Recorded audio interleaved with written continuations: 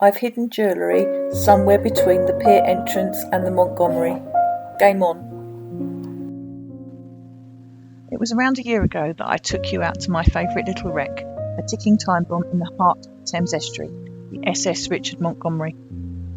If you haven't seen that, go and check it out. It's called Shipwrecks and Sea Glass. A few months back, the wreck underwent a regular survey, and this time it was decided that the mast should be taken off because it was felt that corrosion could cause the masts to cave into the wreck and possibly cause a catastrophic explosion by detonating a highly sensitive cargo. It was understood that this would happen in June 2022. However, it is now pushing September and they are still there. So I decided to head back out to see her again and take you with me. So for those of you that know me know I get terribly seasick, but this time I had a new toy to play with. I'd been looking at the anti-sickness watches and they looked expensive, but I decided to go with Emeterm's one, which was £95, and to me it was more aesthetically pleasing and fitted flatter to my wrist, and it came back with a money back guarantee option if it didn't work. So when I looked at these, I looked at quite a few blogs on YouTube to see what they did, if people thought they worked. So, you know, it was important to me, it might be important to you. So I've added this as part of this vlog.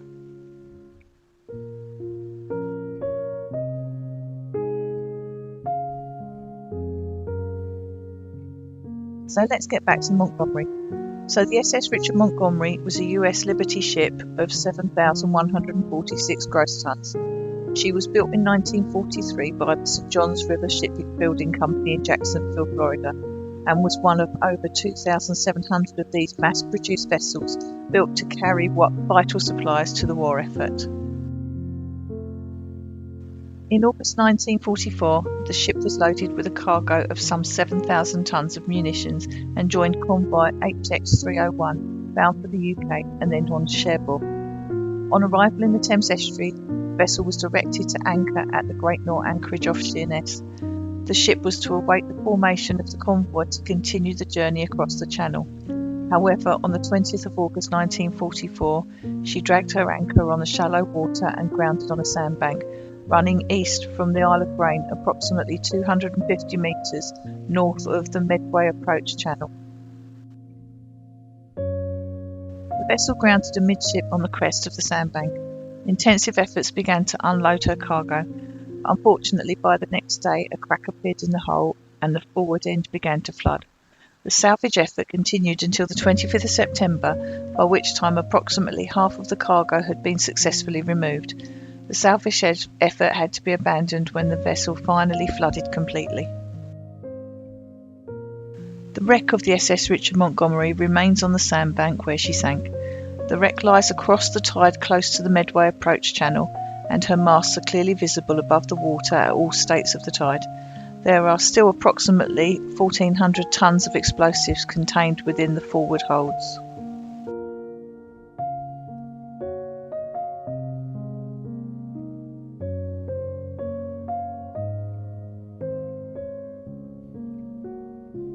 The wreck is subjected to regular service, and in October 1999, some remedial work to trim the rigging was undertaken above the waterline. However, it has now been decided that the masts need to be removed. This was due to happen in June 2022, but some ordnance on the seabed surrounding the wreck needs to now be removed before this work can be undertaken. So at the moment, there is a no-fly zone in place over the wreck, and the work is now planned for spring 2023. So plenty of time to go back out and see her.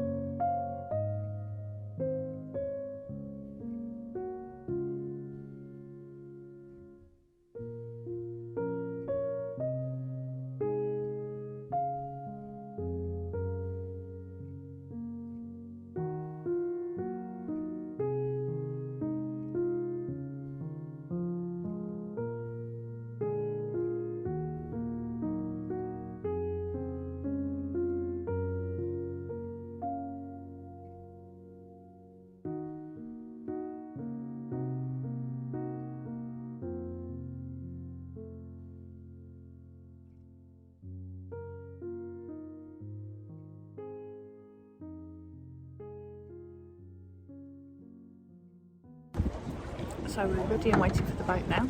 Just had ice cream because it was amazing to have something really, really cold on this so hot day. The car was actually registering at around about 33 degrees on the way down here. The end of the pier is lovely. Oh, it's really, really nice. It's a lovely cool breeze blowing off, so I'd imagine the boat will be the same.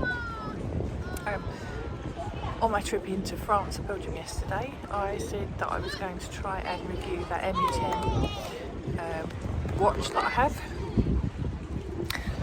because I do get seasick. The only thing was I was so tired yesterday that all I did was sleep on the boat both ways pretty much.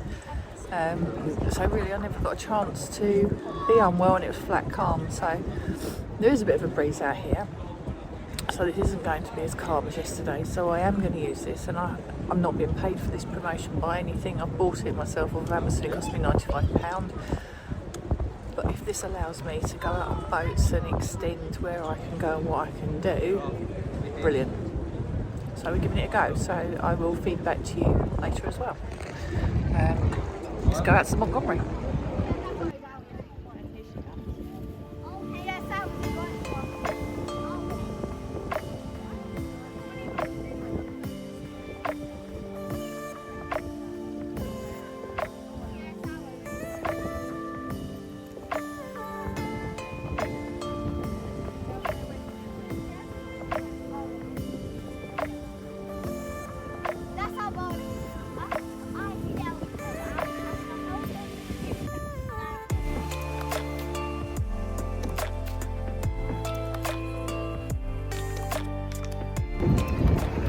So out there is the resting place of the SS Richard Montgomery, which sunk just off of the Isle of Sheppey when it hit sandbanks in the Second World War.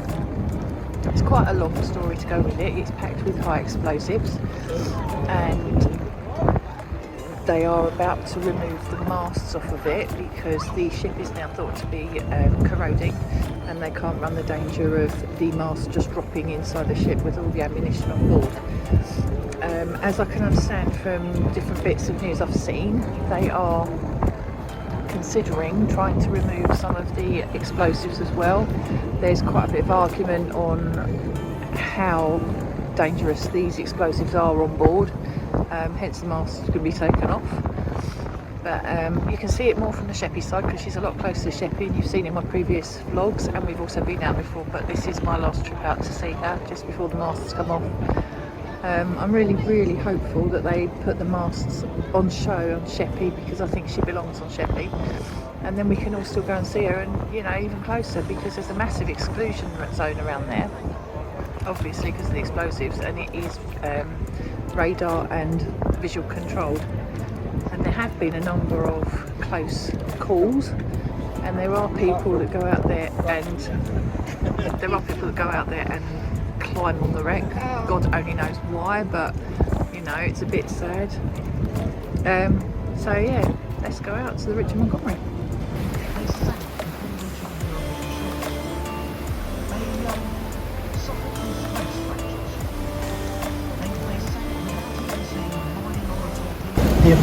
So this is today's piece of jewellery behind it. It's actually one of our most famous collections. It's from the Daisy collection. I will voice over this when I actually go back to it, just in case you can't hear it. We have permission of the boat tour people, and they are really happy to join us on this. This will be hidden somewhere on the boat or around the pier head wherever we see appropriate, and we again will share this on social media and also our YouTube channel. So don't forget, we like jewellery all over the world, so check us out, please subscribe because that'd be amazing, and the jewellery is yours to keep.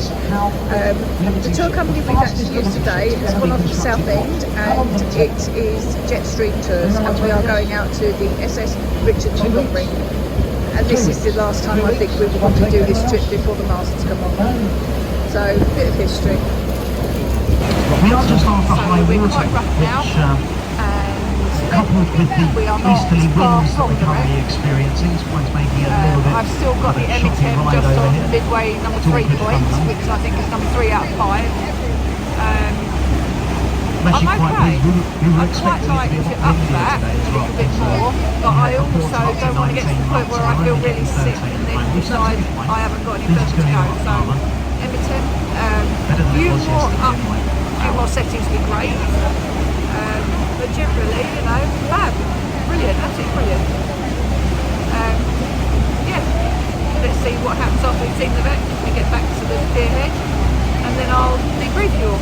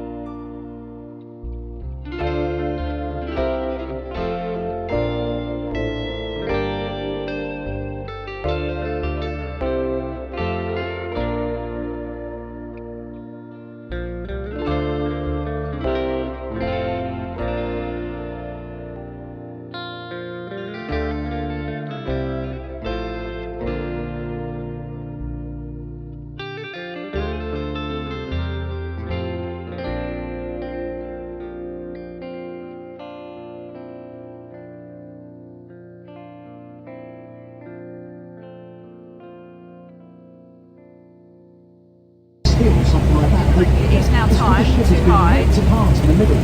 The bow our piece of laying jewellery. off to one side. I don't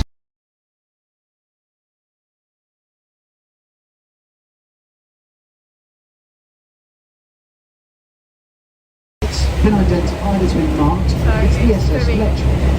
She sank on the 1st of November 1940 in one of the largest air raids that the Thames saw. On the same night, the Northwest Irish lightship went down. And that too can be found sitting here. We zoom in on this ship, you can see that she was blown apart from the middle. Because actually it seems to be okay. Lightships are actually quite well built.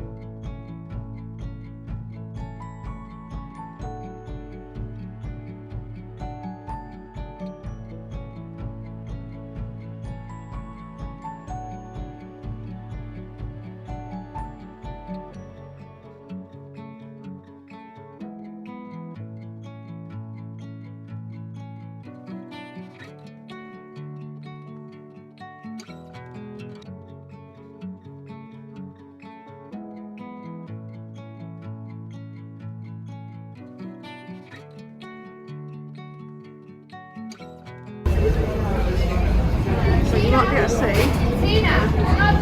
The boat is really going through its paces at the minute. We are rocking all over the show. And a minute ago there was a little bit of ooh and ah, and actually I'm still alright. I have sat down, I've come inside, only because I wanted a drink. I'm usually better on the deck, but yeah, I caught this one standing up. So, and Emeterm is still working. Oh, here we go. Maybe time to up it on the Emeterm just once, because I'm starting to just feel like I could change it.